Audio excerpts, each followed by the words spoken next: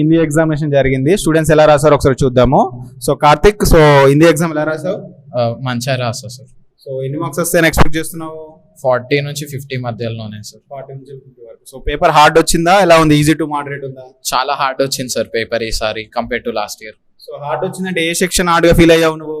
Unseen passage and grammar hard వచ్చింది sir. Okay. So SS ఏమన్నా ఈజీగానే వచ్చాయా question answers? Question and answers unpredictable గా వచ్చాయి సార్. లాస్ట్ ఇయర్ కన్నా కాస్త హార్డ్ గానే ఇచ్చాడు. ఓకే. సో గ్రామర్ లో ఎంత ఎక్స్పెక్ట్ చేయొచ్చు నీకు? యావరేజ్ గా ఎంత స్కోర్ చేయొచ్చు పిల్లలు? గ్రామర్ లో యావరేజ్ ఒక 8 to 9 మార్క్స్ స్కోర్ చేయగలుగుతారు సార్ అవుట్ ఆఫ్ 16. అంటే your feeling very tough. Yes sir. Set 1 and set 3 చాలా టఫ్ వచ్చింది. సో ఎన్ని మార్క్స్ వస్తాయని అనుకుంటున్నావు నువ్వు? నేను 50 to 55 మధ్యలో సార్. 50 to 55 మార్క్స్ వస్తాయి అనుకుంటున్నాను.